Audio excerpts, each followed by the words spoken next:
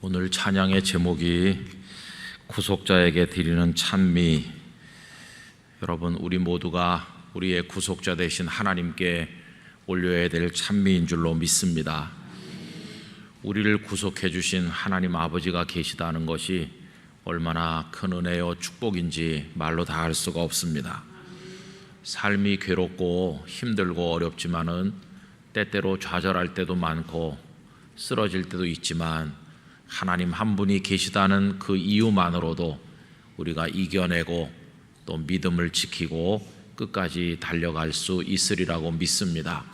그 하나님을 더 절대적으로 신뢰하는 영락교회 성도들이 되시기를 바랍니다.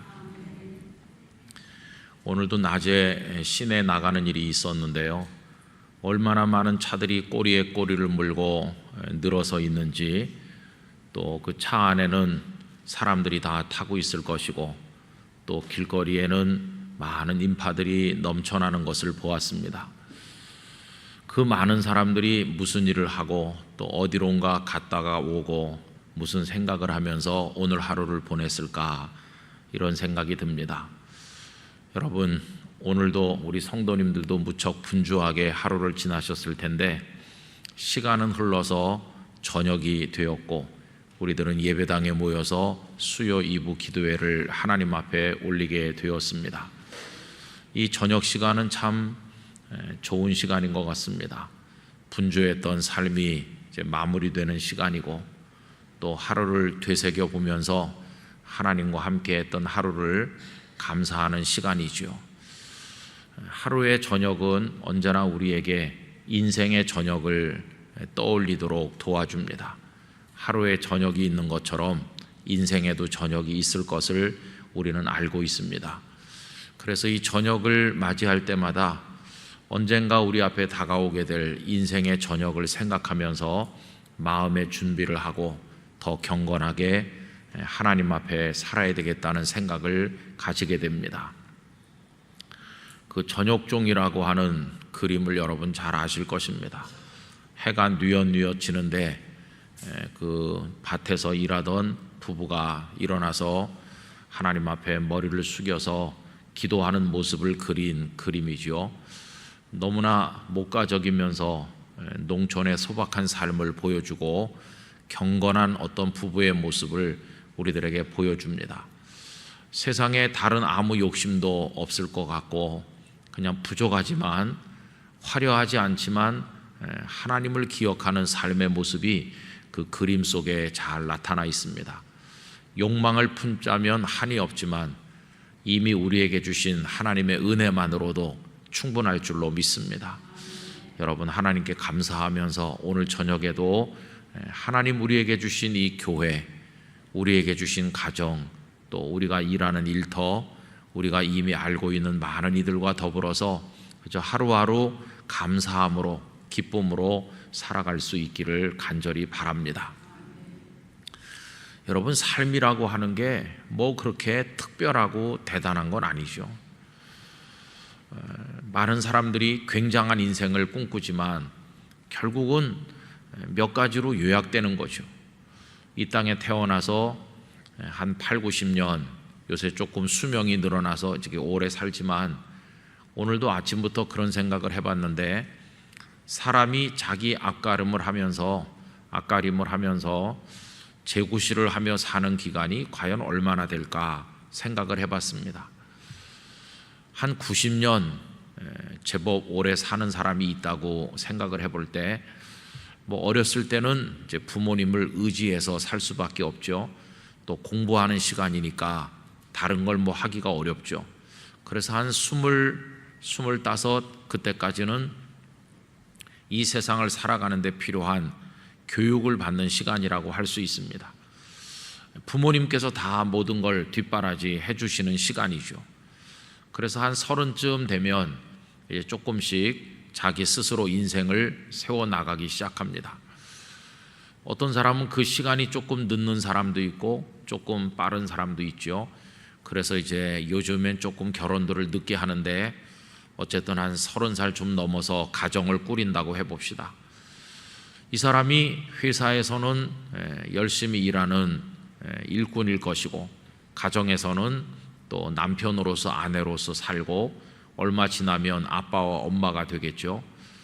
이래서 이제 활발하게 자신의 배움과 자신에게 주어진 기회와 또 자신에게 주어진 많은 관계 속에서 자기 이름을 가지고 자기 인생을 보란 듯이 열심히 살아가게 되는데 그 시간이 뭐 몇 년이나 되겠습니까? 그저 직장 생활 기준으로 말하면 한 60세에서 65세 되면 일반적으로 다들 정년해서 퇴직을 하시죠.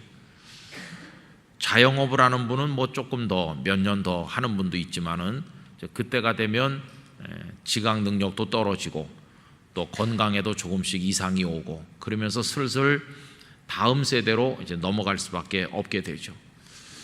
아주 특별한 분들은 90연세에도 건강하신 분들이 계시지만 대부분은 여러분 자주 하는 말대로 삭신이 쑤신다 그러시면서 기력이 많이 떨어지시죠. 그래서 끝자락에 한 20년은 힘든 시간이죠. 병원 신세를 많이 지시고 지팡이에 의지하고 주일날 저 뒤에서 인사하다 보면은 지팡이 짚고 나가시는 우리 성도들이 얼마나 많으신지 저도 모르게 계단 조심하세요 말이 나오죠. 진짜 저기다 돌계단에서 넘어지시면 어떡하나 그런 생각이 듭니다. 그렇게 해서 어렵게 해가지고 한 90 가까스로 하나님 허락하신다면 살다가 이제 가는 거죠.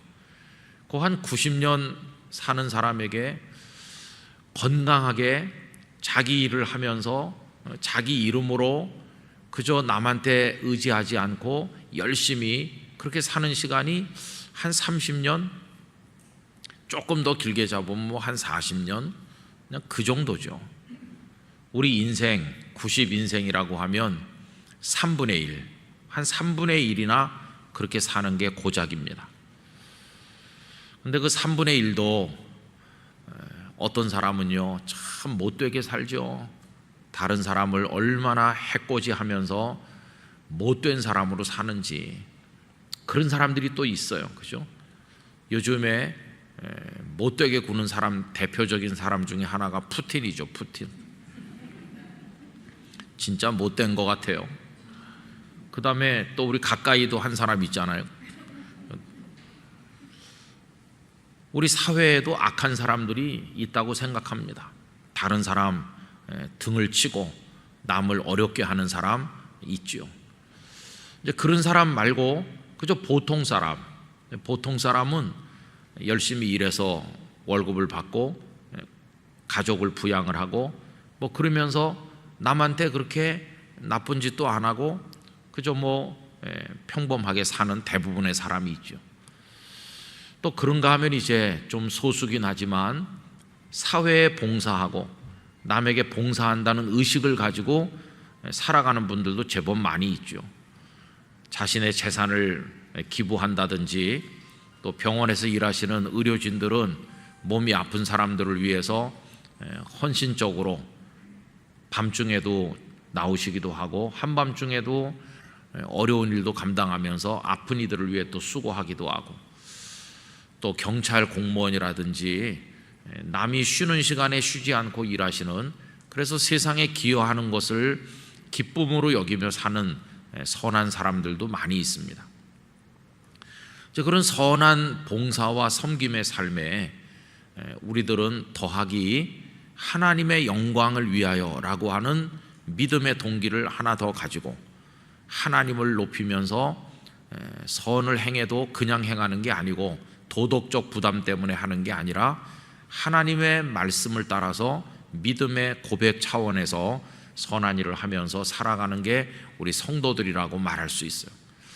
그래서 전체를 놓고 보면은 우리에게 주어진 한 3, 40년의 그 어떤 생선으로 말하면 가운데 토막같이 그 어떤 핵심적인 시간을 우리들이 하나님을 위해서 더 열심히 살아가야만 될 것입니다.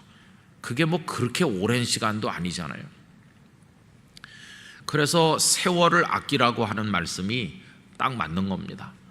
여러분, 우리에게 주어진 세월을 아껴서 하나님 앞에서나 사람들 앞에서 믿음을 따라 더 열심히 더 착한 일을 하면서 하나님의 복음을 위해서 살아가는 우리들이 돼야 될 줄로 생각합니다.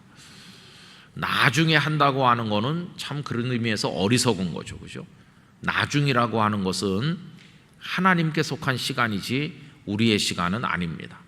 오늘 이 순간이 우리의 시간일 뿐이지 내일은 하나님의 손안에 있는 시간이죠. 그 내일을 하나님께서 허락하시지 않으면 우리는 아무리 노력을 해도 그 내일을 우리의 시간으로 맞이할 수 없습니다. 그러니까 그저 주어진 일터에서, 주어진 가정에서, 주어진 하나님의 집에서 오늘 하나님을 사랑하고 최선을 다하는 것, 그것만이 우리에게 중요하다 하는 것을 알게 됩니다.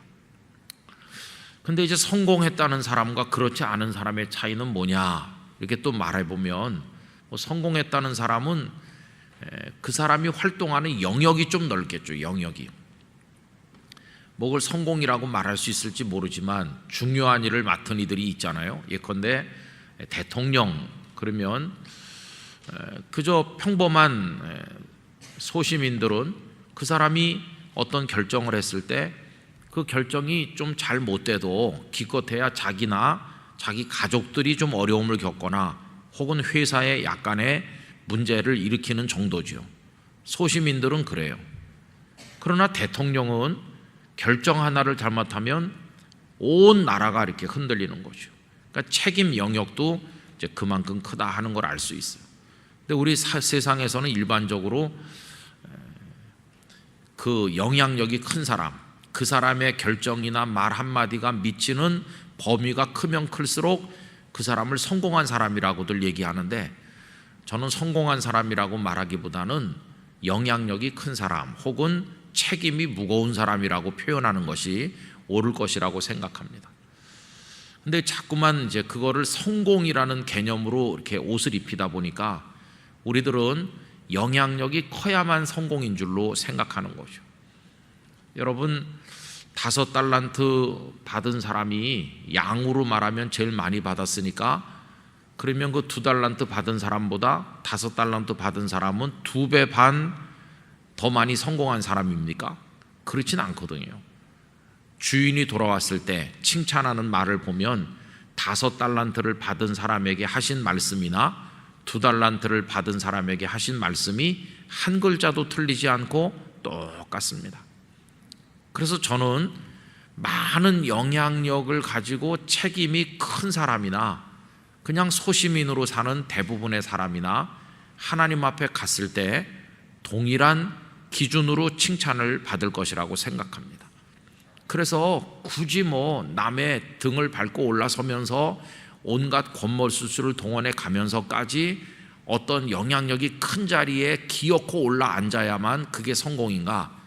그렇지 않습니다. 여러분, 그 과정에서 오히려 죄를 짓게 되고 하나님의 뜻과 위배되는 삶을 살게 되니까 우리들은 순리대로 하나님께서 인도하시는 대로 우리에게 맡겨주신 달란트를 따라서 살아가면 될 것이라고 생각합니다. 그래서 우리 중에 그 누구도 나는 영향력이 큰 자리에 있으니까 성공한 사람이니까 하나님께 많이 감사해야 되고, 나는 그냥 평범한 소시민이니까 나는 감사할 게 별로 없어, 이렇게 생각해도 좋을 것인가? 절대로 그렇지 않습니다. 여러분, 우리는 다 동일한 감사, 오늘 우리에게 주어진 인생 그 자체에 대해서 하나님 앞에 감사해야 될 줄로 믿습니다.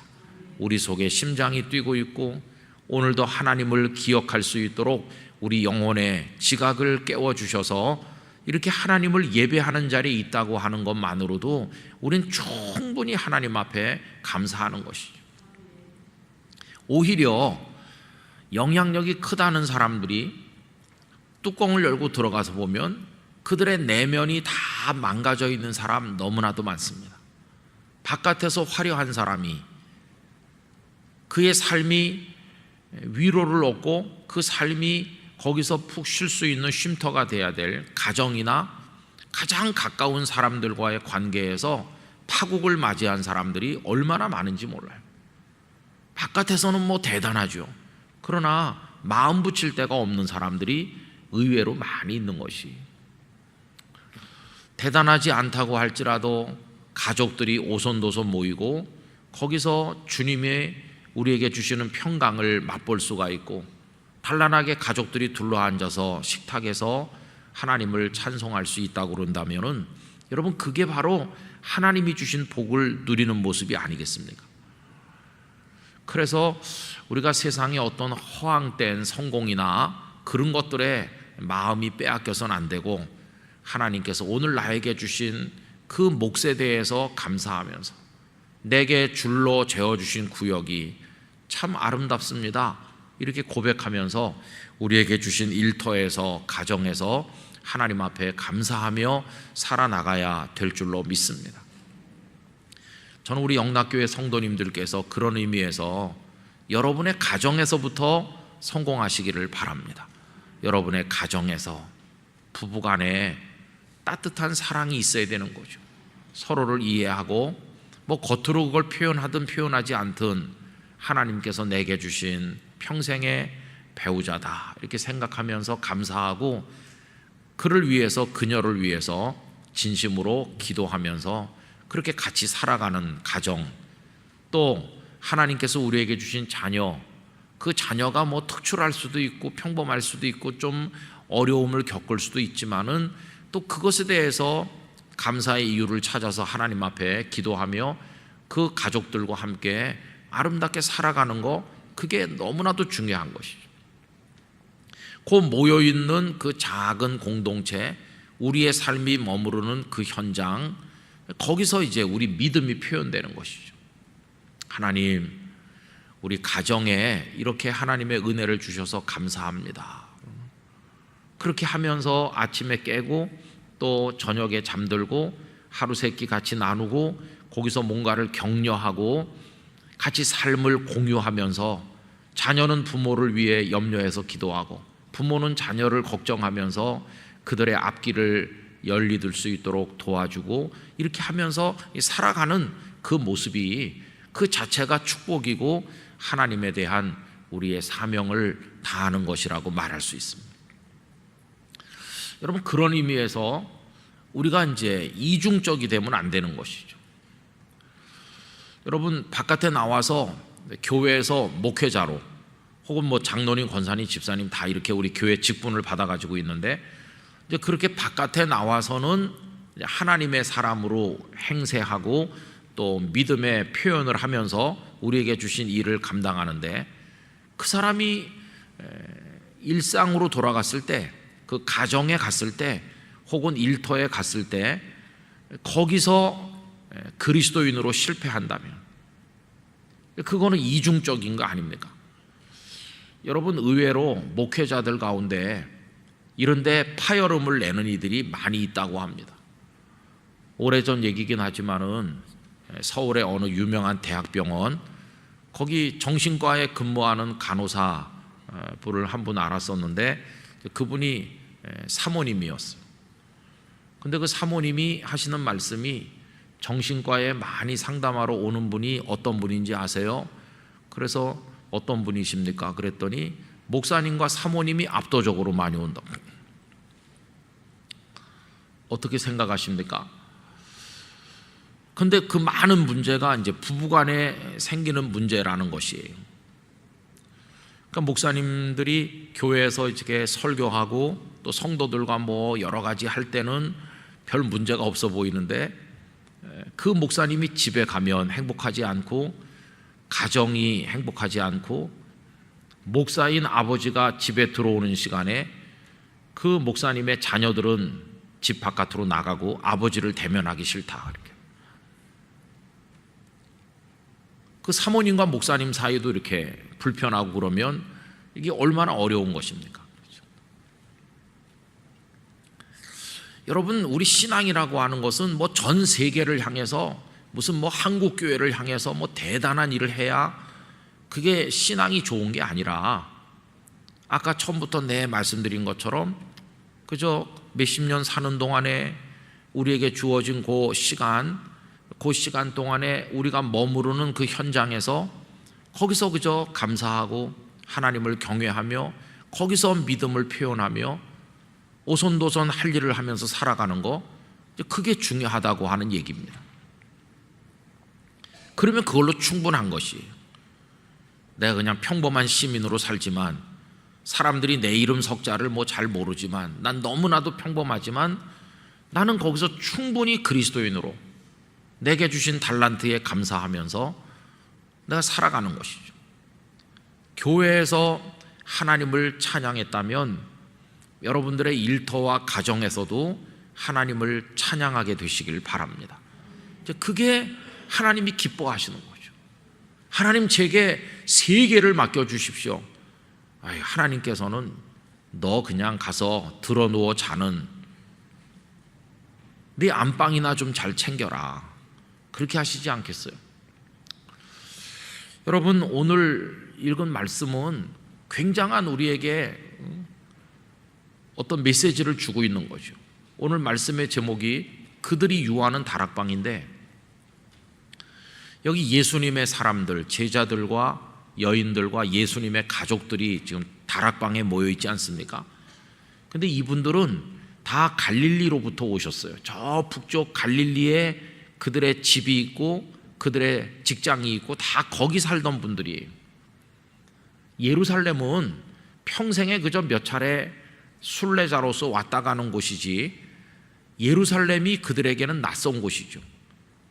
그런데 지금 그들이 예루살렘에 있게 된 것은 예수님을 따라오다 보니까, 예수님께서 예루살렘에 오셔서 거기서 십자가 지시고 거기서 죽으셨는데 그런 일이 벌어질 줄 그들은 상상을 못한 것이죠. 그냥 예수님을 따라왔을 뿐인데 그런 일이 벌어져 가지고, 그리고는 예수님께서 거기서 승천하시니까 그냥 얼떨결에 그 예루살렘에 지금 남아있게 된 겁니다. 거기다가 예수님께서 예루살렘을 떠나지 말고 아버지의 약속하신 성령님을 기다리라고 하다 보니까 예루살렘이 낯선 그들이 지금 예루살렘에 머물 수밖에 없게 된 거죠. 뭐 집이 있습니까? 뭐가 있습니까? 굉장히 어려웠을 것 같아요. 여러분, 우리가 갑자기 저 전라남도나 경상남도 어느 곳에 갔다가 갑자기 여기서 6달을 살아라, 한 2년 살라 그러면 뭐 준비도 없이 왔는데, 여비 조금 가지고 왔는데 거기서 살으라고 그러면 어떻게 살 수 있겠습니까? 굉장히 난처했겠죠. 그래서 이들이 지금 모여있는 다락방이 이제 그들의 거처가 된 것입니다. 여기 유하는이라고 번역된 카타메노라고 하는 것은 문자 그대로 유하는 곳입니다. 그냥 잠깐 방문해 가지고 한두 시간 있다 가는 그런 곳이 아니고 거기서 먹고 거기서 자고 그냥 거기서 사는 겁니다. 그 다락방에서. 이 다락방은 흔히 우리에게 마가의 다락방이라고 알려져 있죠. 근데 정확히 말하면 마가 요한의 어머니의 다락방, 그게 정확한 거 아니겠습니까? 사도행전 12장 12절에 그 암시가 나오는데, 깨닫고 마가라 하는 요한의 어머니 마리아의 집에 가니, 이런 표현이 나오거든요. 그러니까 이 마가의 어머니 이름이 마리아라는 걸 알 수 있어요. 그러니까 그 어머니 마리아의 소유의 집인데, 그게 이제 다락방이 속해 있는, 1층도 있고 2층도 있는 다락방이 제법 넓어서 거기 많은 사람들이 들어갈 수 있는 거죠. 120명쯤 되는 사람도 거기 모여가지고 기도할 수도 있고 함께 뭔가를 할 수 있는, 거기가 초대 교회의 이제 중심지가 됐어요. 근데 이제 본문은 그 다락방을 가리켜서 그들이 예배하는 다락방, 뭐 그들이 기도하는 다락방 이렇게 표현하지 않고 유하는 다락방, 그들이 사는 곳 이렇게 말한 것이죠. 여러분, 이건 굉장히 의미가 있잖아요. 그들이 예배하는 곳이 아니고 그들이 기도하는 곳이 아니라 그들이 유하는, 그들이 먹고 자고 사는 곳이에요. 생활 현장. 그걸 지금 여기 강조하고 있는 거죠. 그럼 생활 현장은 어디입니까? 우리들의 집 아니겠어요? 여러분, 지금은 우리가 신앙생활의 주요 무대가 어디냐 그러면은 이 교회당이죠. 오늘도 다 지금 여기 오셨잖아요. 그래서 우린 내가 하나님을 경외한다고 할 때 내 신앙이 표현되는 가장 중요한 장소가 바로 예배당이죠. 예배당에서 하나님 앞에 예배하고, 예배당에서 성도들을 만나서 기도하고, 예배당에서 다 하죠. 이 예배당을 중심으로 부서 모임도 하고, 교회 학교도 하고, 뭐 예배당에서 성경 공부도 하고, 우리의 신앙적 표현의 90%는 다 예배당 중심으로 이루어져 있어요. 그리고 이제 예배당 문 바깥으로 딱 나가는 거죠. 저 남문, 동문 뭐 해가지고 이제 딱 저 찻길로 나가면 그 다음에 나는 전혀 딴 사람으로 바뀌는 거죠. 그래가지고 30분, 1시간 걸려서 내가 집 문을 열고 우리 집, 내가 유하는 나의 다락방이라고 할 수 있는 아파트 아니면 주택, 뭐 빌라 어디든지 내가 누워서 밥 먹고 자고 사는 그곳으로 딱 들어가는 순간 나는 딴 사람으로 변하는 거예요. 그렇게 믿음의 표현을 많이 하고 하나님을 찬양하고 교회에서 하나님 생각을 많이 했던 내가 일단 거기 들어가면 하나님을 생각하지도 않고 내가 달라진다면 이게 이제 문제가 되는 거죠. 근데 오늘 이 말씀의 순서대로 하면 어떻게 되냐 하면은 유하는 다락방에서 그들이 한 게 뭡니까? 기도를 한 것이에요. 오로지 기도에 힘쓰니라가 어디서 한 겁니까? 유하는 다락방에서 기도를 했어요. 그렇죠? 그 다음에 더 놀라운 사실은 그 유하는 다락방에 오순절날 성령님께서 임하시는 거예요. 그러니까 우리 같으면 그냥 평소에 집에서는 그냥 아무렇게나 살다가 우리 성령님의 역사를 경험합시다. 그러면 예배당에 모이든지 기도원에 올라가 가지고 주여 그렇게 하잖아요. 우리는 그렇게 하죠. 근데 여기는 순서가 그들이 유하는 다락방이 기도하는 곳이 됐고 그 유하는 다락방에 성령님께서 임하셨어요. 하나님께서 자 내일 성령을 너희에게 보내주겠는데 그 유하는 다락방에서는 좀 문제가 있으니까 성전 뜰로 가라. 이래가지고 사람들이 다 성전 뜰에 한 모퉁이에 모여 있을 때 성령이 임하시고 그런 게 아니었어요. 성령님께서는 그들이 유하는 거기 그냥 임하셨어요. 여러분 이건 뭘 말해주냐 하면은 오늘도 하나님의 영이신 예수 그리스도의 영이신 성령님은 우리 성도님들의 안방에도 임하시고 거실에도 임하시고 가정에도 여러분들의 부엌에도 그냥 거기 임하신다는 걸 말씀하는 것이 굉장히 중요한 얘기죠. 그 다음에 그 다락방이 뭘로 변했습니까? 예배하는 처소가 된 거예요.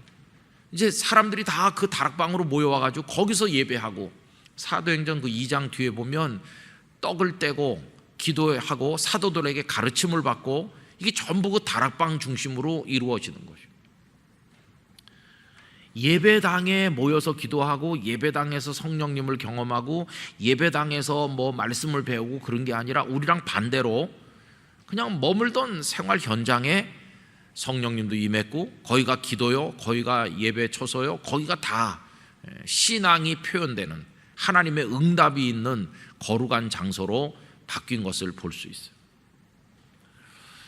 여러분 사실 그 예배당 개념이라고 하는 것은 초대교회는 없었죠. 처음에 무슨 예배당이 있습니까? 이렇게 다락방, 가정집.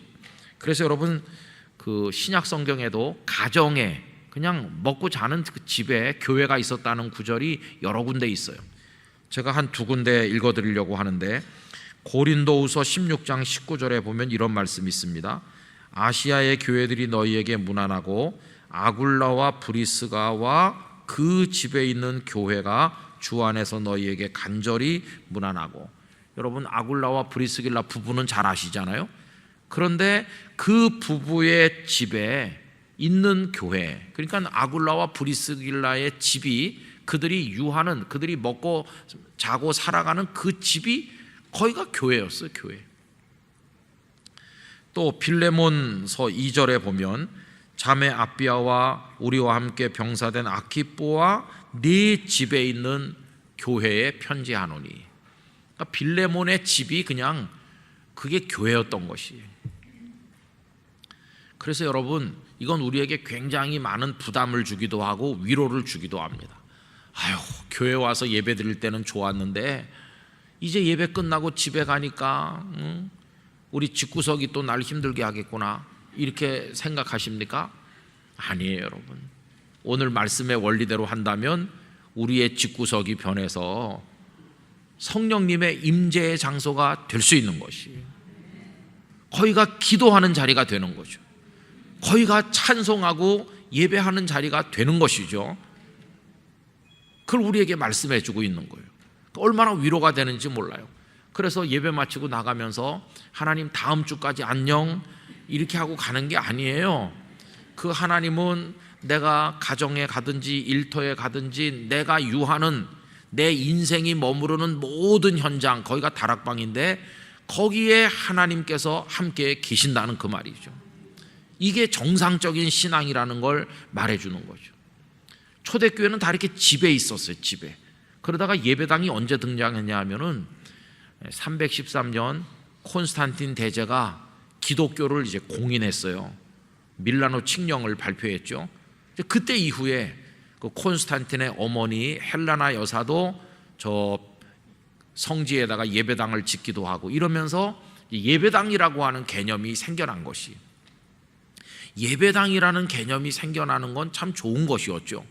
이제는 핍박받지 아니하고 다 모여서 함께 예배할 수 있으니까 좋은 거였는데, 거기에 반작용, 부작용이 뭐냐 하면 예배당에 모였을 때만 하나님의 사람인 것처럼 되고 예배당 바깥으로 나가서 유하는 다락방에 가면 거기서는 하나님의 사람이 아닌 것처럼 변하는 이런 이중성, 예배의 현장과 생활의 현장이 서로 분리되는 이런 문제, 이런 게 나타난 것이, 여러분, 진정한 의미의 신앙의 부흥이라고 하는 것은 예배당에서 보였던 그 모습이 가정에서 그대로 보여지는 것이라고 생각합니다. 이게 일치가 되는 것이죠. 일치가. 그래서 저는 우리 영락교회 성도들의 가정이 교회처럼 되시기를 바랍니다. 거기가 하나님의 성령이 임하시는 다락방이 되시기를 바랍니다. 주일날 교회에 오셔서 이런 수요 기도에 오셔서 예배드리고 찬송하고 말씀을 나눌 때 은혜 받았어. 근데 집에 가서는요, 집에 가서는 그 영감 보니까 화가 나고 그냥 집에서는 그냥 속이 뒤집어진다, 받은 은혜를 다 쏟아놓는다, 이렇게 되면 참 그게 불행한 거죠. 하나님께서 나에게 예배당에서 받는 은혜처럼 가정생활 현장에서도 은혜를 받게 하십니다. 가정에서도 나는 성령님을 경험해요. 가정에서도 내가 부엌에서 밥을 하는 동안에도 주님은 나와 같이 계셔요. 이게 이제 온전한 신앙생활이라는 걸 가르쳐 주는 거죠. 전에도 한두 번 말씀드린 기억이 있는데, 목사님이 신방 왔는데요, 깨끗이 준비해가지고 그 탁자도 다 준비해 놓고 그랬는데, 이 신방 받는 애기 엄마가 성경책은 갖다 놓지 않고 그냥 있는 거예요. 목사님 와서 앉으시니까 신방 대원들 오니까 애를 불러들여요. 너댓 살던 애. 그래갖고 엄마가 평소에 잘 보는 책 가져와라, 이제 자기를 좀 드러내려고. 그럼 애가 성경책을 가져와야 되는데 썬데이 서울을 옛날 캐캐 묵은 지 몇십 년 전 얘기죠. 그래서 들통났대요. 뭐 그 다 우리도 그렇죠. 뭐 여러분, 집에서 우리의 삶이 예배당에 있는 것과는 많이 다르잖아요. 근데 오늘 이 그들이 유하는 다락방이라는 이게 우리에게 가르쳐주는 신앙의 교훈이 뭐냐 하면, 이분들은 그 다락방이 예배하는 곳이고 그 다락방에서 성령님을 경험했고 다락방에서 신앙을 표현했다는 것이, 이제 오늘 저녁부터 돌아가시면은 여러분의 가정이 주님의 임재가 있는 곳이 되시기를 바랍니다. 이제 그게 능력 있는 그리스도인이죠. 능력 있는 그리스도인. 세상이 우리를 향해서 자꾸 비난하는 이유가, 예배당에 모였을 땐 다 천사 같은데 그 사람이 회사에 출근한 다음에는 확 변하는 거죠. 바뀌는. 김동호 목사님의 오래전 책에, 어느 책인지 기억은 안 나는데, 그 목사님이 잘 아는 어느 장로님이 회사 사장이신데 그래서 그 회사에도 가서 몇 차례 예배도 드린 적도 있고 그랬는데 그 회사 직원들은 그 장로님을 가장 미워한다는 거예요. 왜 그러냐 하면은 교회에서는 장로님이고 그렇게 경건해 보이는데 당신이 운영하는 회사에서 사장님으로서의 그분은 빵점인 것이요. 직원들을 인격적으로 존중하지도 않고 혹사시키고 월급을 제대로 주지도 않고 그러면서 목사님 모셔다가 또 월요일 아침 예배는 드린다고 그러지. 여러분, 이렇게 하는 거는 이제 우리가 아주 잘못된 것이죠. 우리 영락교회 성도들이 어디에 유하시든지 여러분의 다락방이 주님과 함께하는 주님의 임재 현장이 되시기를 바랍니다. 전에도 말씀드렸던 그 로렌스 형제 하나님의 임재 경험, 임재 체험, 그 보면은 그분은 그 수도원의 부엌에서 청소하고 계란 후라이를 뒤집고 그냥 허드렛 일을 하지만 거기서 하나님의 임재를 경험하는 거거든요. 여러분, 그 수도원에도 예배당이 따로 있잖아요. 예배당 건물 제단이 있고 쭉 앉아가지고, 근데 거기서 하나님의 임재를 경험하는 것뿐만이 아니라 이 로렌스 형제는 그냥 그 마당을 쓸면서 그 부엌에서 거기서 하나님의 임재를 경험하는 거죠. 하나님의 임재 연습 그 책에 이런 내용이 있습니다. 밥을 먹을 때나 허드렛 일을 할 때에도 심령을 그분께 올려드리십시오. 아주 작고 사소해 보이는 순간에도 주님을 기억하는 것이 그분을 기쁘게 해드리기 때문입니다. 꼭 큰 소리로 기도해야 하는 것은 아닙니다. 그분은 자매님이 생각하는 것보다 훨씬 가까이 계신 분이십니다. 우리가 가정에 그냥 좀 누워서 쉬던지 앉아서 뭐 일을 하든지 거기서 뭘 하든지 가족들과 대화를 하든지 모든 순간에 주님은 우리와 함께 계신다는 사실을 여러분 기억하셔야 됩니다. 그래서 집에서 부부싸움 할 때도 용어를 좀 고차원으로 써야 돼요. 주님이 들으시는데 수준 있게 싸우셔야 되는 거죠. 그죠? 또 이런 글도 있어요. 너무도 엄청난 하나님의 위엄이 깨달아져서 그 속에 완전히 푹 파묻히게 되면 나는 혼자 부엌에 들어가 문을 걸어 잠근 후 우선 해야 할 일들을 다 마친 뒤 나머지 모든 시간을 기도하는 데 보내곤 합니다. 그 부엌에서 하나님의 영광을 경험하는 거예요. 예배당에 왔을 때만 경험하는 게 아니라 이 로렌스 형제에게는 그 부엌이 예배당이고 부엌이 성령이 임하시는 곳이고 부엌에서 찬송하고. 하나만 더 읽어드리면 하나님과 대화하기 위해 가장 효과적인 방법은 자신의 평범한 일상사 매일매일의 삶이죠. 그것을 단순하게 꾸준히 해나가는 것이다. 청소하고 반찬을 만들고 밥을 짓고 이게 막 하기 싫은 귀찮은 일상의 일인데 그걸 하나님을 위한 일로 생각하면서 꾸준히 하는 거죠. 가정에서 우리가 하는 일도 꾸준히 하고 직장에서 하는 일도 꾸준히 하면서 이건 하나님을 위해서 하는 일이고 이 일이 나의 예배다 이렇게 생각하는 거죠. 그래서 유명한 얘기가 있잖아요. 계란을 뒤집으면서도 하나님을 위해서 계란을 뒤집는다는 식으로 이분이 표현을 하셨거든요. 그래서 저는 그들이 유하는 다락방이라고 하는 이게 얼마나 우리에게 많은 도전과 영감을 주고 있나 그런 생각을 하게 됐어요. 여러분, 이 귀절을 읽으실 때마다 우리 성도님들이 유하는 생활 현장에서 하나님을 모시고 그리스도인다운 향기를 바라면서 거기서 하나님의 영을 경험하고 거기서 기뻐하며 살고 계신지, 거기서 여러분의 신앙이 표현되고 있는지 늘 생각해 보면서 살아가시게 되기를 바랍니다. 그렇게 하면 우리 영락교회의 아름다운 예배당, 이 예배당에서의 경험이 그대로 여러분의 사무실 책상 앞에서도 느껴질 것이고 우리의 가정에서도 그대로 체험된다면 24시간 낮이나 밤이나 내가 사무실에 있든지 예배당에 있든지 집에 있든지 길에 있든지 자동차 안에 있든지 어디 있든지 나는 하나님과 함께하는 사람이 되는 거 아니겠어요? 여러분, 그런 신앙의 축복을 우리 모두가 누리기를 간절히 원하는 것입니다.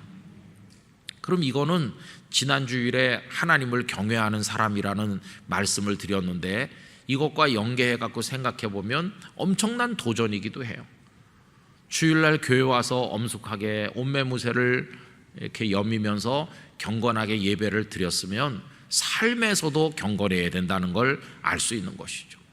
생활 현장에 어디나 하나님이 임재하신다면, 그게 우리의 예배라고 하는 걸 생각한다면 나쁜 말을 하고 악하게 살고 하나님 없는 것처럼 행동하는 그런 우를 범해서는 절대로 안 되는 것이죠.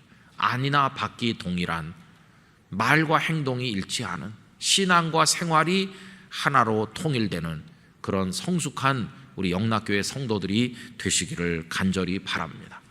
여러분의 가정에 하나님의 임재가 함께 하시기를 축원합니다. 기도하겠습니다. 거룩하신 하나님 아버지, 하나님의 성령께서는 성전 어느 모퉁이에서 임하신 게 아니라 그들이 먹기도 하고 교제하기도 하고 그들이 자기도 하는 그들의 삶의 터전에 임하셨습니다. 거기가 그들의 기도 장소요, 예배 처소였습니다. 거기서 교제하며 하나님과 함께 하였습니다.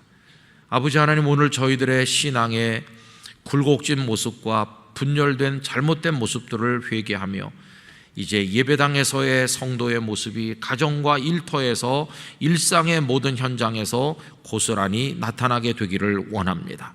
그래서 주님의 성령 안에 기뻐 뛰며 성령이 우리와 함께 하심을 알고 찬송하며 살아갈 수 있는 저희 모두가 되게 하여 주시옵소서. 예수님의 이름으로 기도하옵나이다. 아멘.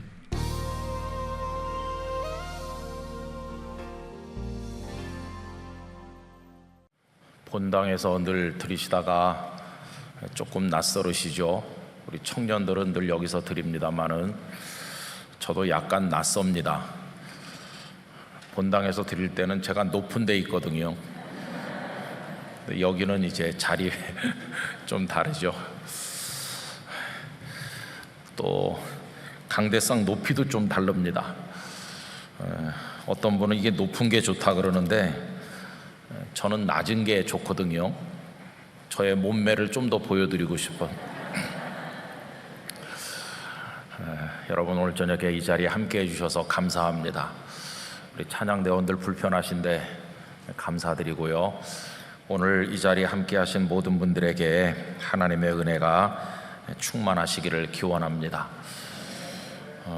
여러분, 사람 좋아하세요? 지금 옆에 딱 붙어 앉아 계시잖아요.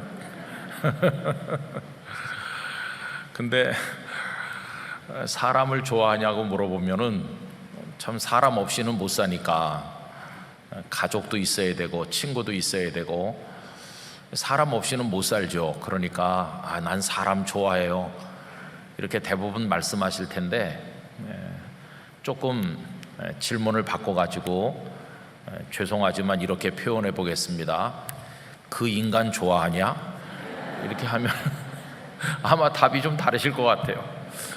그냥 막연하게 일반적으로 사람 좋아하냐 그러면 나 사람 좋아해요 그러지만 어떤 특정한 부류의 사람들, 정말 좀 혐오스럽고 부정적인 그런 사람들을 좋아하느냐고 물어보면은 대답하기 어려울 거예요.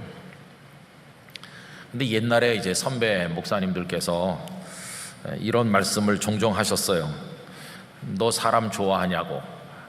그러면 좋아한다고 그러죠. 근데 얼마나 좋아하냐, 사람을.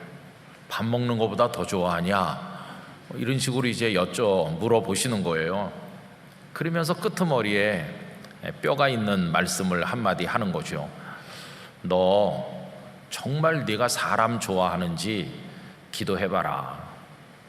그리고 사람을 정말 좋아하지 않는다고 결론에 도달하면 절대로 너 신학교 가면 안 된다, 이렇게 말씀하셨어요.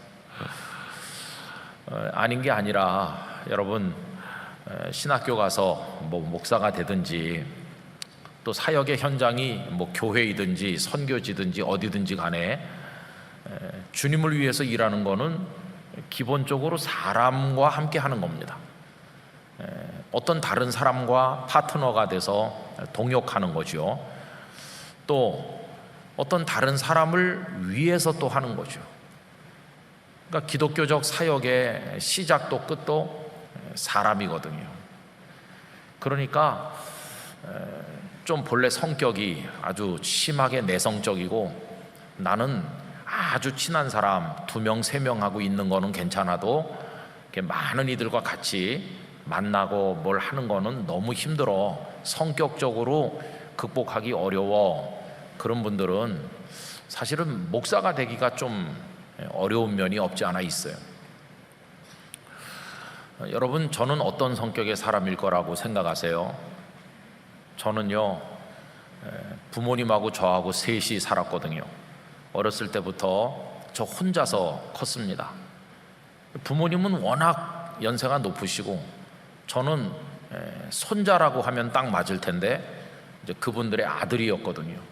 이래가지고 뭐 집에 와도 친구가 없는 거고 늘 혼자 있으니까 조금 무뚝뚝하기도 하고 내성적이기도 하고 조금 이렇게 사교성 이런 게 좀 부족한 그런 환경에서 컸죠. 그런데 제가 지금 이제 목사가 돼가지고 살고 있습니다.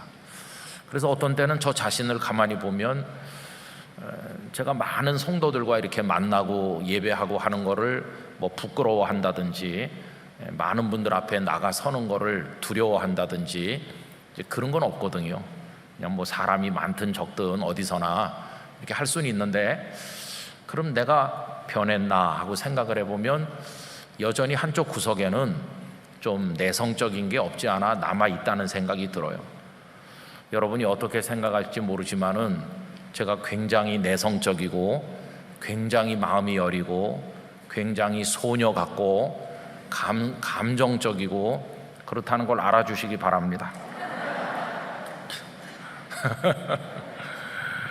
근데 사실은 이게 계속 그러면 목회를 못하죠.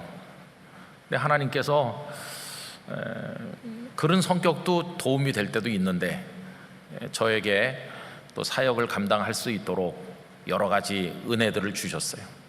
그 중에 하나가 사람들하고 이렇게 같이 뭘 하든지 같이 하는 거, 그걸 두려워하지 않게 하셨고 함께 하는 거를 잘 할 수 있도록 도와주셨어요.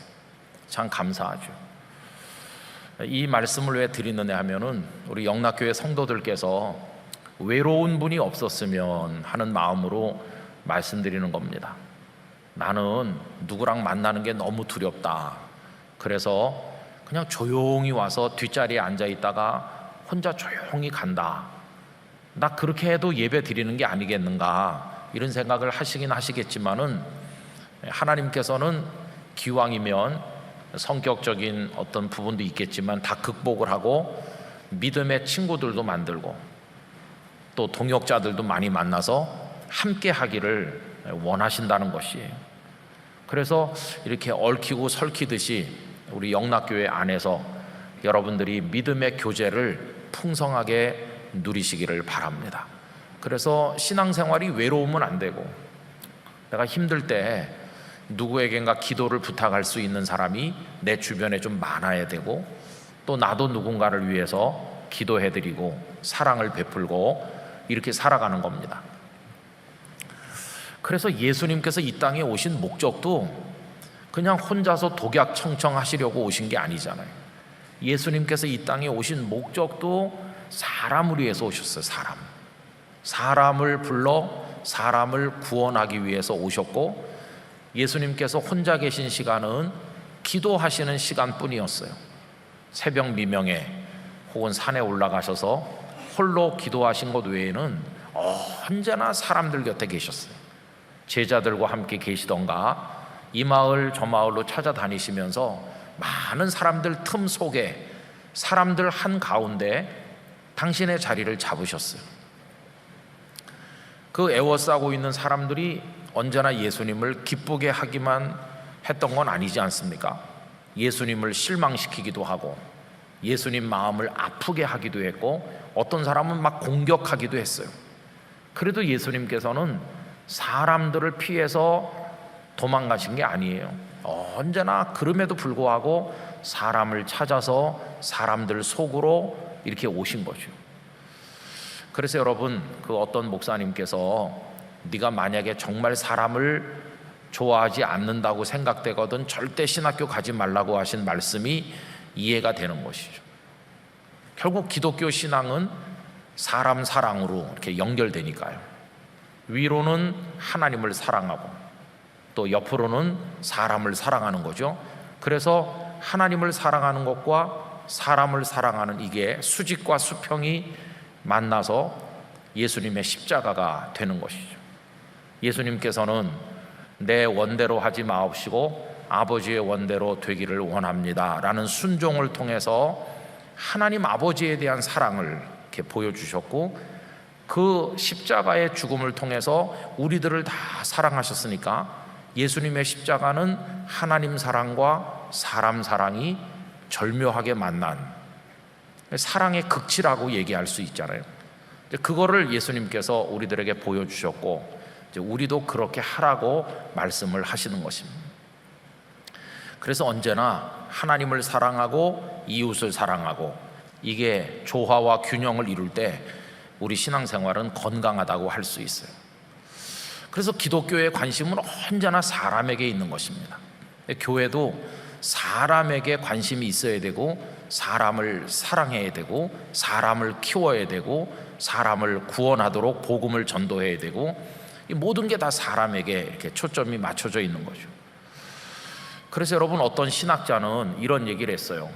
복음서 마태, 마가, 누가, 요한복음이 어떤 책이냐라고 물었을 때 대부분의 사람은 그건 예수님의 모습을 보여주는 책이다 이렇게 대답한다는 겁니다. 그런데 그렇게만 대답해 가지고는 반쪽짜리 대답밖에는 안 된다고 지적했어요. 왜 그러냐 하면 예수님께서 이 땅에 오신 목적이 당신이 누구인가를 일방적으로 선포하시고 끝난 게 아니잖아요. 예수님이 이 땅에 오셨을 때 상대가 있었는데 사람이거든, 사람. 그러니까 복음서가 무슨 책이냐라고 묻는다면 예수님이 어떤 분인지를 보여주시는 책이다. 물론 맞는 말이죠. 그러나 동시에 예수님과 사람들이 만들어간 이야기, 그 속의 절반은 사람들의 이야기라는 것입니다. 예수님 주변에 있었던 다양한 군상들, 사람들의 이야기. 그래서 우리가 복음서 말씀을 읽어보면 거기서 예수님만 만나는 게 아니에요. 예수님의 제자들도 만납니다. 예수님을 비난했던 바리새인들도 만납니다. 예수님을 사랑했던 여인들도 만납니다. 다양한 사람들을 만나면서 예수님을 통해서 복음의 진리를 우리가 배움과 동시에 그 사람들 한 사람 한 사람이 표현하는 그들의 말이나 그들의 삶이나 그들의 헌신이나 이런 걸 통해서 나타나는 어떤 아름다운 모습에 우리가 감동을 받고, 우리도 베다니의 마리아처럼, 우리도 어떤 누구처럼 예수님을 사랑하고 헌신해야 되겠다, 이런 도전을 받게 되는 거죠. 그래서 복음서의 이야기는 예수님만의 이야기도 아니고 예수님 없는 사람들만의 이야기도 아니고 사랑으로 이 땅에 오신 예수님과 믿음으로 예수님을 영접한 사람들이 사랑 안에서 얽혀진 하나님의 뜻을 이루어가는 이 놀라운 구원의 어떤 합주 같은 거 혼자서 하는 게 아니라 같이 해나간 그런 이야기를 보여주는 것이 복음서라고 이야기를 하는 것이죠. 영락교회 이야기도 똑같습니다.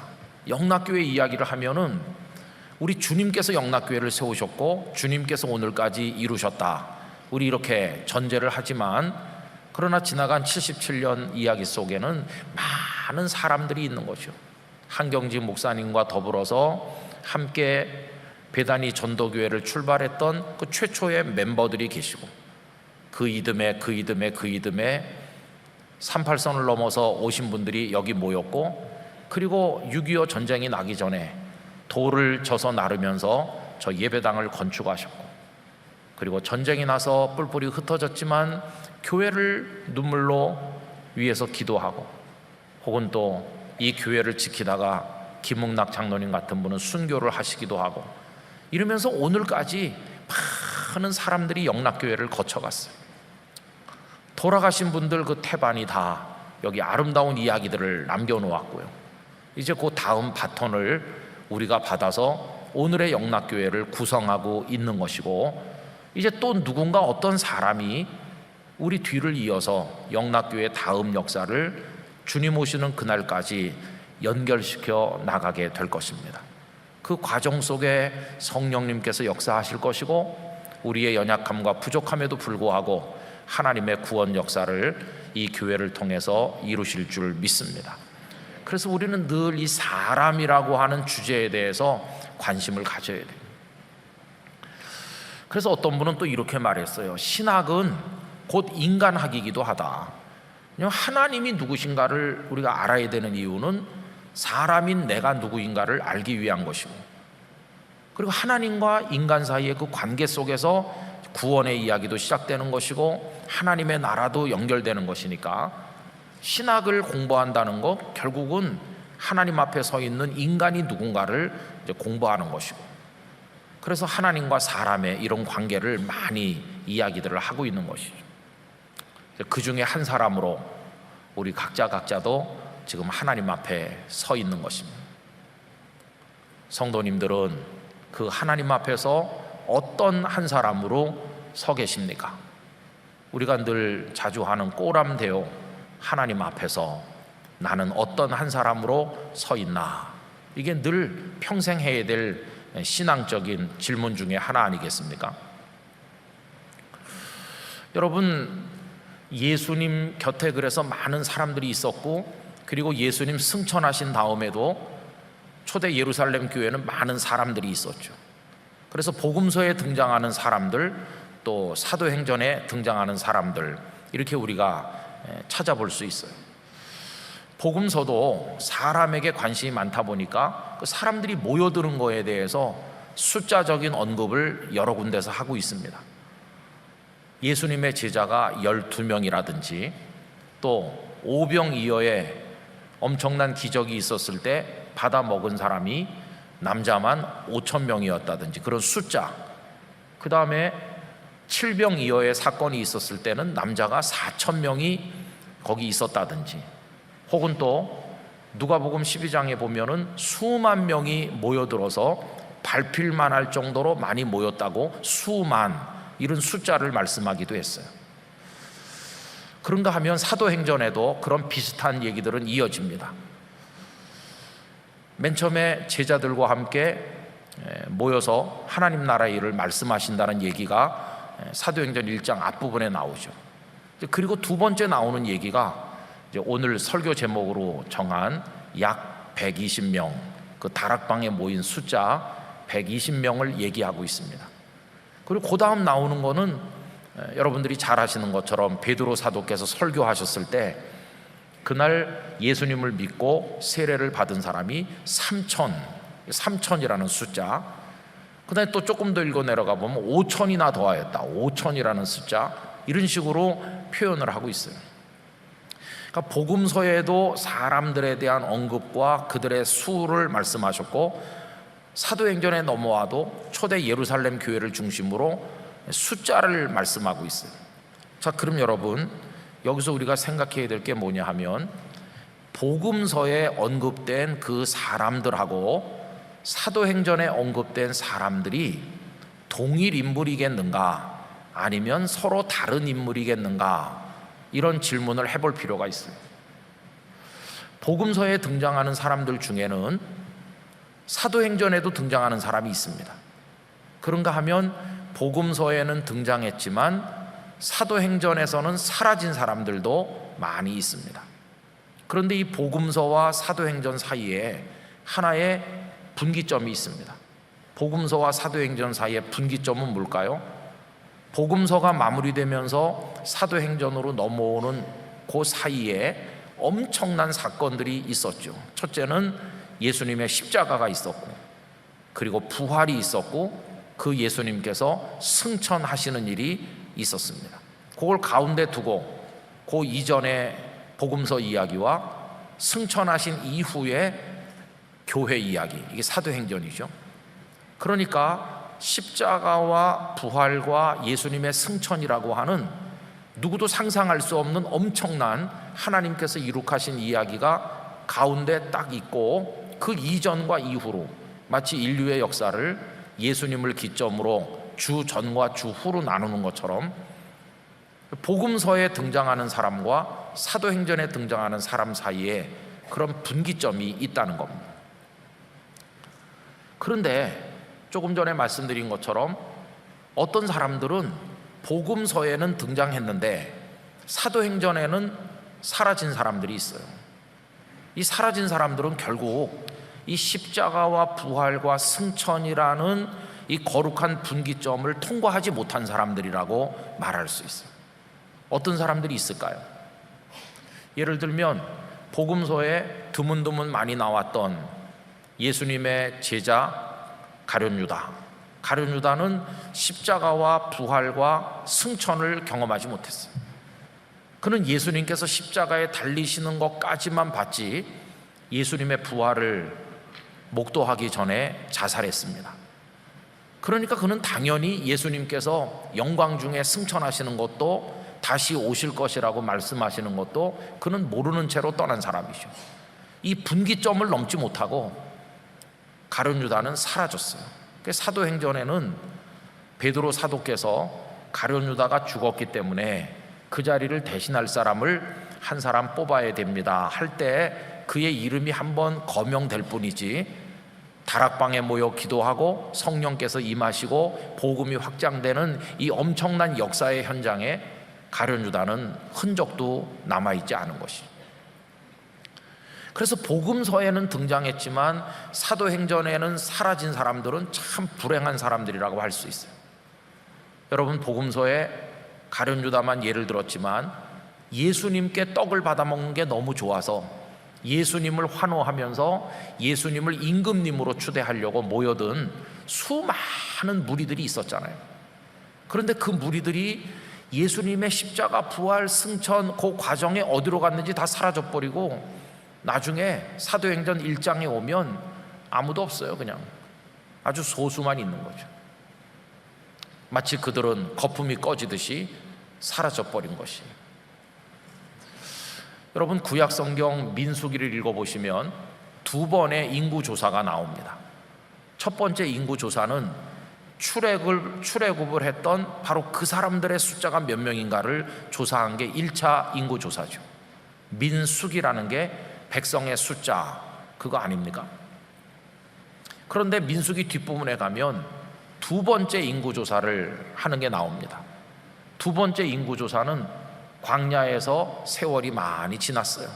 그들이 가데스 바네아에서 정탐꾼을 보냈다가 하나님의 진노를 받아서 너희들이 광야에서 40년을 보내게 될 거다.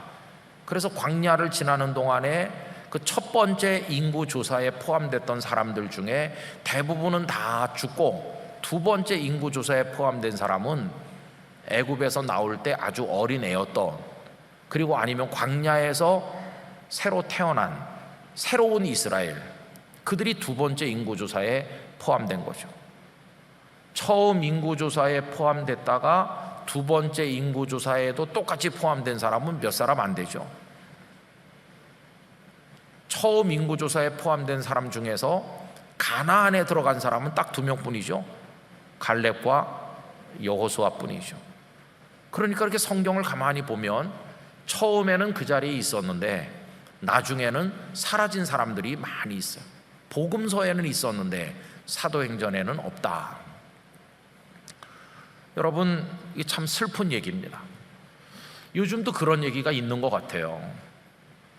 제가 얼마 전에 제가 교육전도사, 전임전도사, 부목사를 했던 어느 교회에 청년들을 만났어요. 어떤 장례식에서 만났는데 이제는 다 안수 집사님이 되고 그랬더라고요, 청년들이. 그래가지고 목사님, 우리가 목사님 한번 만나서 식사라도 했으면 좋겠는데 언제 시간 좀 내주세요. 그래가지고 시간을 약속을 했더니 다 만났어요. 여러 명이 왔더라고요. 여러 명이 왔는데 다 늙어가고 있더라고요, 걔네들이. 그래가지고 한 사람씩 살아온 얘기를, 그날 8명이 왔는데 살아온 얘기를 해봐라. 그러니까 다양하더라고요. 청년 시절에 천식이 너무 심해가지고 숨이 막 넘어가서 사망 직전이라고 그러면서 세브란스 병원 응급실에서 고비를 넘기고 했던 청년이 있었는데 그날 아직도 여기 살아가지고 왔더라고요. 야, 그래서 너 그때도 숨 넘어간다고 장례 준비해야 될 것처럼 말했던 게 한 3번 기억나는데 그 이후로 어땠니? 그러니까 하나님의 은혜로 괜찮아서 시집도 가고 애들도 낳고 오늘 여기 이렇게 왔잖아요. 그런 얘기들을 들으니까 참 여러 가지 이 세상을 믿음으로 수십 년을 살아간다는 게 참 마음에 감동이 됐어요. 그래서 제가 물어봤죠. 야, 너희들이 굉장히 그때 많았는데 그 또래가 수가 굉장히 많았거든요, 청년들이. 근데 다 지금 그대로 남아있니? 그러니까 많이 흩어졌다는 거예요. 물론 시집을 가고 해서 다른 교회로 간 사람도 있고 혹은 또 뭐 해외로 나간 사람도 있고 다양하게 말이 있지만 그 중에 상당 숫자는 그 청년 소시적에 청년부 임원도 하고 뭐 열심히 했는데 지금은 예배하는 자리에 보이지 않는 거예요. 믿음이 없어졌어요. 세상으로 나가버렸어요. 참 마음이 아프죠. 그 청년들에게 무수하게 많은 성경 공부를 가르쳤고 설교를 했는데 좀 남아있지 않고 흩어졌다고 하니까 제 마음이 너무나 불편하더라고요. 그러나 하나님께서 택한 사람은 반드시 다시 돌아오게 하실 줄 믿습니다. 어디 있든지 간에 돌고 돌아 다시 돌아오겠지. 다음번에 우리 또 만나자. 언제요? 기약 없는 약속을 또 하고 어디서나 믿음 생활 잘하자 이렇게 했어요. 여러분, 이제 그런 식으로 한 20년 전에 영락교회에서 열심히 했던 사람들 중에서 지금 그대로 남아 있어야 되는데 복음서에는 있었는데 사도행전에는 없는 것처럼 사라져버린 이들은 없는지 생각을 좀 해봐야 돼요. 혹시 그런 분들이 여러분들의 가족 중에는 없습니까? 여러분들의 아들과 딸 중에는 거기에 해당되는 사람이 없는지 생각을 해봐야 되는 거죠. 아주 중요한 얘기입니다. 그런가 하면 반대도 있죠. 복음서에도 등장했던 사람 중에 사도행전에도 똑같이 등장하는 이들이 있죠. 대표적인 분들이 누굴까요? 베드로, 요한, 이런 예수님의 제자들 복음서에 등장했는데 사도행전에 그대로 등장해서 다락방에 모여 있잖아요. 그렇죠? 복음서에 미숙했어요. 실수도 많이 하고 예수님의 꾸지람도 받고 그랬어요.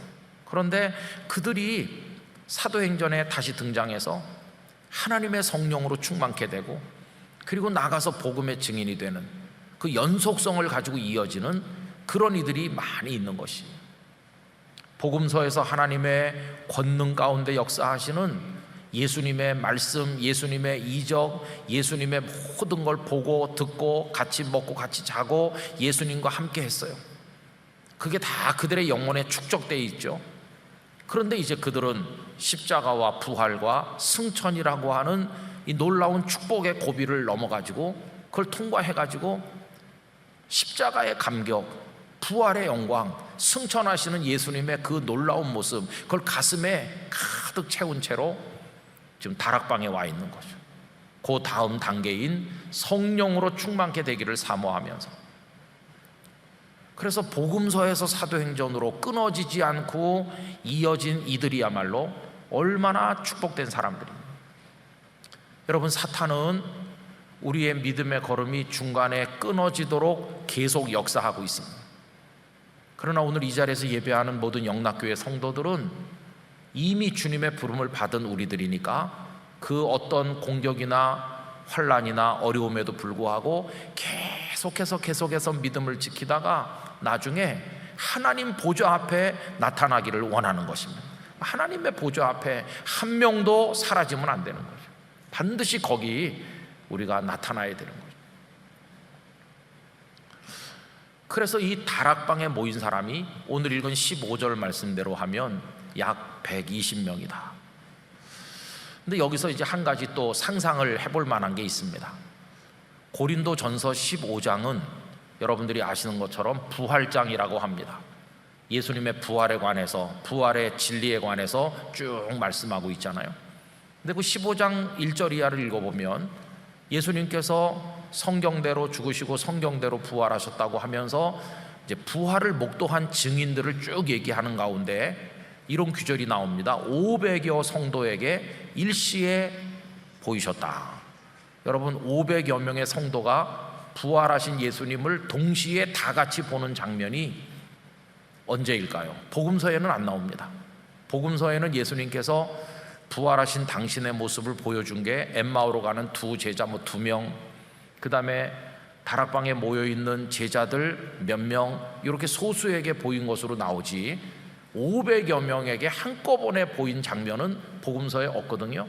근데 그 고린도전서 15장에는 500여 성도에게 일시에 보이셨고 그 중에 태반은 아직도 죽지 않고 살아있다, 그들이 증인이다, 이렇게 얘기하거든요. 그럼 여러분, 500여 명의 성도가 부활하신 예수님을 일시에 본 장면은 언제일까요? 그건 아무리 생각해봐도 승천하시는 장면밖에 없어요. 예수님께서 하늘로 승천하실 때 그 감람산에 많은 사람들이 모여가지고 하늘을 우러러보고 있을 때 주의 사자들이 나타나서 갈릴리 사람들아 어찌하여 하늘을 쳐다보느냐 하던 바로 그때, 아마도 그때 500여 명이 일시에 예수님을 보지 않았을까, 이렇게 생각을 하는 것입니다. 그러면 그 500여 명에게 예수님께서 그 영광스러운 모습을 보이고 승천하셨으면 그 500명이 전부 다 다락방으로 갔어야 되는 거 아닌가요? 전부 다 다락방에 가서 성령님이 임하시기를 기다렸어야 되는데, 그럼 다락방에 120명만 있으면 안 되고 500여 명이 있어야 이게 앞뒤가 맞잖아요. 그런데 여긴 120여 명만 있었다고 말씀하고 있어요. 그래서 어떤 주석에도 없고 아무 데도 없지만 저 혼자 생각해 봤어요. 380명은 어디 갔나? 380명은 그 다락방의 수용 인원이 120명밖에 안 된대. 공간이 너무 작은데 120명을 위해서 내가 자리를 양보해야 되겠다, 이래가지고 집에 간 거 아닐까. 가끔 그런 궤변을 늘어놓는 사람이 있어요. 자리가 협소할 것 같아서 전 집에 가겠습니다, 이렇게. 그런 거 아닌가 하는 생각이 들기도 해요. 집에서 기도하지 하면서. 혹시 코로나에 아직도 교회 안 오고 계신 분들 중에 자리가 협소할까 봐 안 오시는 분이 계십니까? 영락교회는 자리가 남아돌고 있으니까 꼭 오셔야 됩니다. 또 처음에 다 500명이 가서 기도를 했는데 며칠 지나니까 탈락자가 많이 나와가지고 그래서 120명만 남았나? 저 혼자 이런 생각 저런 생각 해봤어요. 어쨌든 나중에 하늘나라 가시면 380명이 어디 갔다 왔는지 물어보시기 바랍니다. 근데 하여튼 분명한 것은 여기 120명만 있는 거예요. 약 120명. 약 120명, 그들은 굉장한 의미가 있는 숫자죠. 그 이전에 떡 받아 먹을 때는 남자만 5,000명, 수만 명, 굉장히 많았어요. 굉장히 많은데 한 번 추리고 두 번 추리고 세 번 추리고 계속 추려가지고 마지막에 소복히 남은 숫자가 딱 120명 정도예요. 그 120여 명은 추리고 추린, 어떻게 보면 엘리트와 같은 진짜 성도들만 거기 남았다고 볼 수 있어요. 여러분, 그 120여 명을 우리가 생각을 해봐야 되는 것인데, 그 120여 명이 우리에게 주는 영적인 의미는 뭘까요? 우선 첫 번째 의미는 숫자가 적다 하는 것입니다. 그 수만 명은 다 어디로 가고 겨우 120명만 남았나? 여러분, 이게 그렇게 적용할 수는 좀 없을지 모르지만 요즘 우리의 어떤 모습에다가 접목을 한번 해보세요. 전에는 수만 명이었어. 그런데 지금은 120명밖에 없어. 어떤 교회가 그렇게 된다고 생각해 보세요. 한때는 그 교회 재적 숫자가, 출석 숫자가 수만 명이었는데 한 몇십 년 지나는 동안에 예배에 참석한 사람이 120명밖에 없다. 얼마나 낭망되겠어요. 여러분, 굉장히 낙심되는 거죠. 코로나가 되고 나니까 여러 가지 현상이 많이 나타났는데 많은 전문가들이 이렇게 얘기합니다. 이 코로나는 교회에서 가라지를 골라내는 시간이기도 하다. 그동안 그저 대충 이름이나 걸고 성도 인척하던 많은 가짜가 탈락하는 시간이라는 거예요. 코로나를 통해서. 이 코로나의 예배도 불편하고 여러 가지 불편한 걸 통해서 그냥 형식적으로 이름만 걸어놨던 사람들은 다 탈락하게 될 것이고, 끝까지 버티는 알곡과 같은 사람들만 남을 게 아닌가. 어떤 분은 그렇게 얘기하면서 지금 이 코로나 시간은 하나님께서 채로 치시는 시간이라고, 코로나라고 하는 바람에 날아갈 건 날아가고 남은 알곡만 남을 텐데 지금은 그런 시간이다, 이렇게 말씀하는 걸 들어본 적도 있습니다. 어쨌든 수만 명이나 있었던 어떤 공동체가 120명만 남는다면 굉장히 절망할 거예요. 여러분, 예루살렘에 7, 8만 명의 인구가 상주했다고 그러고 오순절, 유월절 같은 절기가 되면 100만, 200만까지도 모였다고 하는데 그 중에 120명이라고 하는 건 정말 적은 숫자죠. 미미하기 짝이 없어요. 아무도 이 120명에 관심을 기울이지 않습니다. 로마 총독도 분봉왕도 그 누구도 120명이 집회를 한대 그러면서 깜짝 놀라서 병사들을 동원하거나 비상을 선포하거나 그렇게 하지 않았어요. 아무 관심이 없어요. 더군다나 이 120명이 길거리에 나가서 시위를 하는 게 아니에요. 예루살렘 광장에서 시위를 벌이는 게 아니고 그들은 조용히 그냥 아무도 모르게 다락방에 모여들어서 그냥 거기서 기도했을 뿐이지, 자신들이 모인다는 걸 벽보를 붙여서 사람들에게 알린 것도 아니에요. 그러니까 세상은 알지도 못하고 관심도 없고 또 알았다 한들 숫자도 적고 비무장 단체고 거기 내세울 만한 내노라 하는 사람 한 명도 없고 너무나 보잘것없는 저 갈릴리에서 내려온 가난하고 평범하기 이를 데 없는 사람들이고 누구도 거기 관심을 보이지 않아요. 여러분, 기독교가 처음 세상에 그 모습을 드러냈을 때 막 화려하게 세상의 이목을 집중시키면서 그렇게 등장한 게 아니에요. 너무나 작고 보잘것없는 모습으로 그 모습을 드러냈어요. 그러나 그 120여 명은 굉장한 사람들이었어요.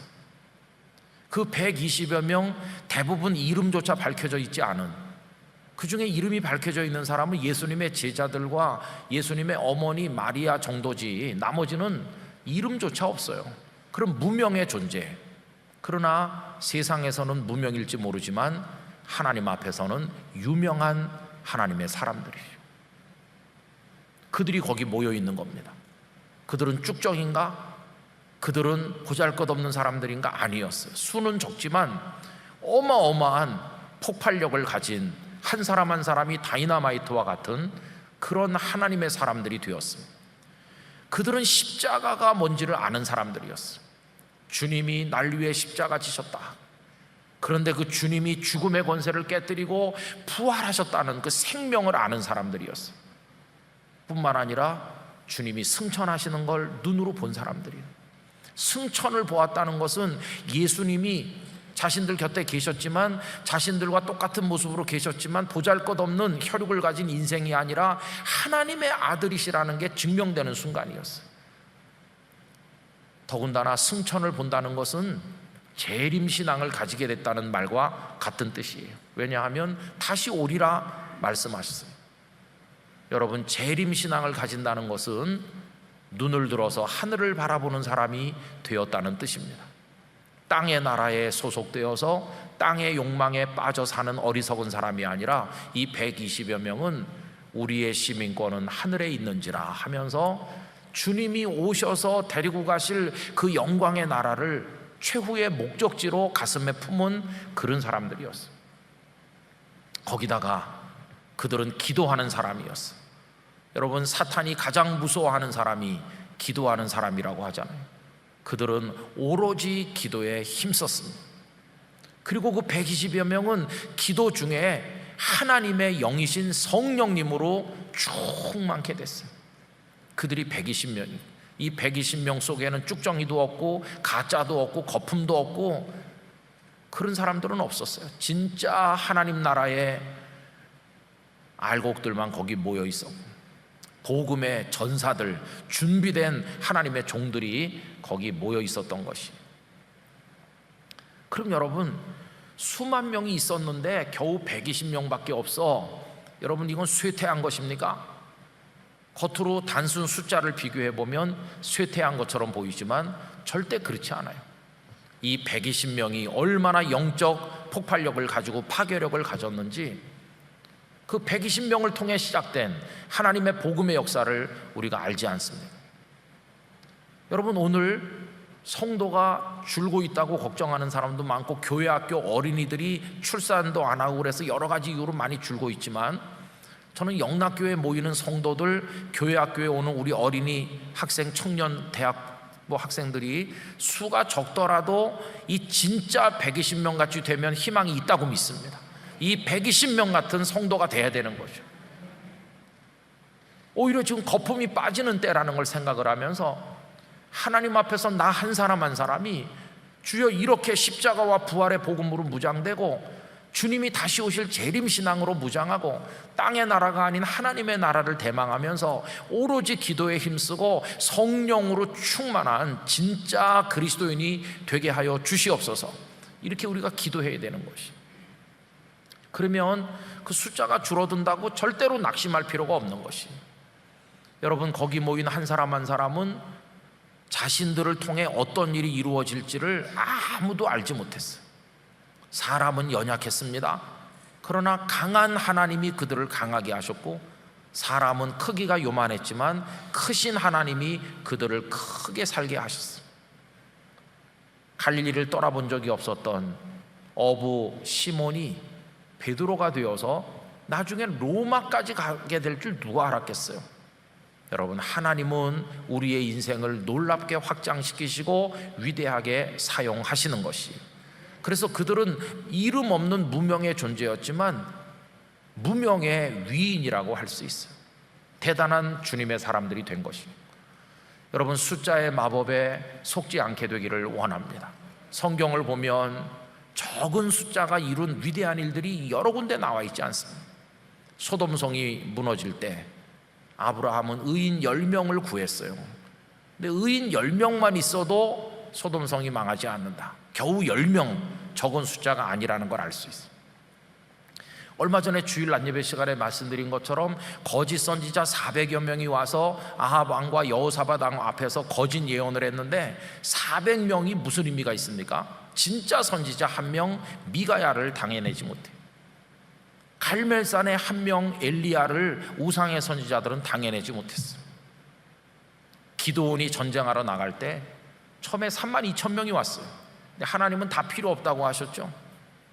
두려워 떠는 사람은 돌아가라 그러니까 돌아갔고, 물가에 가서 또 물을 먹는 방식을 통해서 하나님은 300명만 남겼습니다. 300명만 남긴 그 사건을 통해서 하나님은 전쟁의 성패가 숫자에 달려있는 게 아니라 하나님의 손에 있다는 걸 우리에게 알려주시는 것이. 만약에 숫자가 위대한 거라면 예수님은 제자들을 한 10만 명쯤 부르셔야 되는 거죠. 그러나 예수님은 소수를 불렀어요. 예수님께서 가버나움의 세관문을 놓고 하실 때 거기 쪼그리고 앉아서 세리인 자신의 처지를 한탄하면서 눈물을 흘리는 그 세리 레위를, 마태를 불러내실 때 그가 알았을까요? 자신이 앞으로 어떤 사람이 될 줄 상상이나 했을까요? 자기 신세를 저주하면서 내가 어쩌다 이렇게 세리 신세가 됐나 이랬을 텐데, 예수님은 그를, 그 한 사람을 불러내셨는데 그 한 사람 마태가 다락방의 120명 중에 한 명이 되고, 마태를 통해 마태복음이 기록이 되고, 마태복음을 얼마나 많은 사람들이 읽고 구원을 받고 하나님의 사람이 됐습니까? 주님은 그 120명 한 명 한 명을 그렇게 관심을 가지셨고 사랑하셨고 택하셨고 부르셨고 성령의 기름을 부어서 위대한 하나님 나라의 일꾼이 되게 하신 것이었어요. 그래서 여기서 우리는 우리 자신에 대해서 질문해야 됩니다. 아까 말씀드렸죠. 꼬람 데오라고 그랬죠. 하나님 앞에서 나는 어떠한 한 사람으로 서 있는가? 이거를 질문한다고 그랬죠. 오늘 저녁에 이 자리에 오신 여러분, 그 120명 중에 한 명으로 나는 하나님 앞에 서 있는가? 그리고 나는 하나님 앞에서 이 복음으로 무장되고 오로지 기도에 힘쓰며 성령으로 충만하고 하나님 나라를 대망하는 재림신앙을 가진 그런 그리스도인으로 어떤 상황에 가도 복음의 사람으로 살 수 있는 무장된 하나님의 군사로 내가 하나님 앞에 서 있는가? 이거를 질문해야만 될 것입니다. 그래서 여러분, 저는 요즘에 한국교회가 여러 가지 어려움 속에 있으면서도 정신을 못 차리고 일부에서 벌어지는 여러 가지 마음 아픈 사연들, 세상으로부터 조롱받는 사연들을 보면서 참 마음이 아플 때가 많지만, 그럼에도 불구하고 궁극의 소망을 포기하지 않는 이유는 하나님은 살아계시기 때문이고 하나님은 이런 한 사람을 통해서 역사하시기 때문이고 우리가 그 한 사람이 되고 그 120명을 이룰 수만 있다면 하나님께서는 위대한 역사를 이루어 가실 것이기 때문인 것입니다. 결국 이 많은 이야기들은 어디로 귀결되느냐 하면 나는 어떤 한 사람인가 하는 질문으로 귀결되는 것입니다. 오늘 함께 하신 여러분, 여기 120명 우리 믿음의 선배들 같은 모습으로 우리도 영적으로 무장되기를 기원합니다. 그래서 오늘 이 시대에 하나님의 복음을 담보한 하나님의 사람으로 살아갈 수 있기를 간절히 원하는 것입니다. 주여, 나에게도 기도의 힘을 주시고 성령으로 충만하게 하시고 무슨 일이 있어도 십자가와 부활의 복음으로 무장되게 해주시고 썩어질 세상에 욕망을 품지 말고 하나님의 나라를 대망하는 가치관을 가지고 살아가게 하여 주시옵소서. 그렇게 기도하시면서 주님의 마음을 기쁘게 하는 하나님의 사람들이 되시기를 축원합니다. 기도하겠습니다. 거룩하신 하나님 아버지, 수많은 사람이 예수님을 따라다닐 때도 있었으나 사도행전 그 다락방에는 120여 명만 있었을 뿐입니다. 나머지는 어디로 갔는지 저희들이 알지 못합니다. 오늘도 그와 같은 일이 일어난다고 할진대 이 저녁에 예배하는 영락의 성도들은 마지막까지 주님이 원하시는 곳에 주님의 다락방에 남아 주님의 사람이 되는 믿음의 역군으로 살게 하여 주시옵소서.